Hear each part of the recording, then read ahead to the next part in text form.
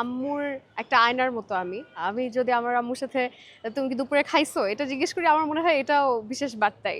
আমি যাই করি আমার মা সেটা বুঝতে পারে।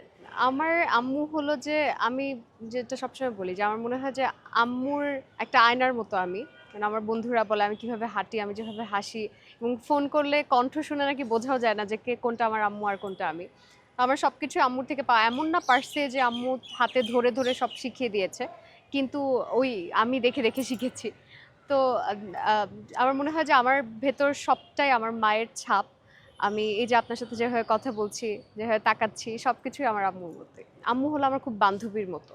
যে সব কথাই আম্মুকে বলি, সবকিছুই শেয়ার করা যায়। যেমন আমি যখন আমার বাড়ি ময়মনসিং, আমি যখন ময়মনসিং থেকে চলে আসি, আসার আগে আমার ভাইয়া খুব মশকরা করে আমার আম্মুকে বলে যে, কালকে তো তোমার দেবী বিসর্জন।"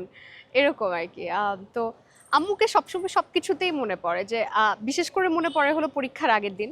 কারণ আমি পড়াশোনা করি পরীক্ষার আগের দিন এবং যখন পড়তে বসি তখন খুব anxiety কাজ করে একটা কেমন জানি লাগে। তো আম্মুকে যদি কল দেই যে, "আম্মু পারি না, কিছু না।" আমার আম্মু কখনো কোনো কিছুতে প্যারা দিবে না। আম্মু বলবে, "আরে ধুর ১০ নাম্বারের পরীক্ষা, পরীক্ষাই দেওয়া লাগবে না।" এরকম। তো ওই জিনিসগুলো মিস করি। আমি যদি আমার আম্মুর সাথে "তুমি কি দুপুরে খাইছো?" এটা জিজ্ঞেস করি আমার মনে হয় এটাও বিশেষ বার্তাই। আমি যাই করি আমার মা সেটা বুঝতে পারে। এবং যেহেতু উনি আমাকে যে শিক্ষাটা দিয়েছেন, যে আদর্শে বড় করেছেন, আমি সেই আদর্শেই বেড়ে উঠেছি, আমি সেই কাজগুলোই করছি। এইটুকুতেই আমার মা বুঝে যান যে আমি তাকে ভালোবাসি। আমার বাবা মারা গেছেন। আ আমার বাবা মারা যাওয়ার ১.৫ মাস পর আমার জন্ম।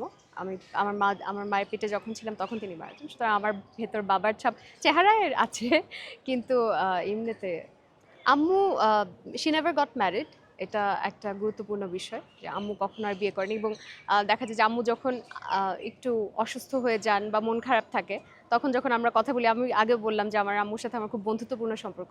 তো আম্মু আমাকে মাঝে, মাঝে বলে যে, "আমার যদি আবার বিয়ে করারই হতো তাহলে আমি তোমার বাবাকেই বিয়ে করতাম আবার।" তো এই এত বছর পরেও এসে এইটুকু যে বলতে পারেন এটা খুব বিশেষ।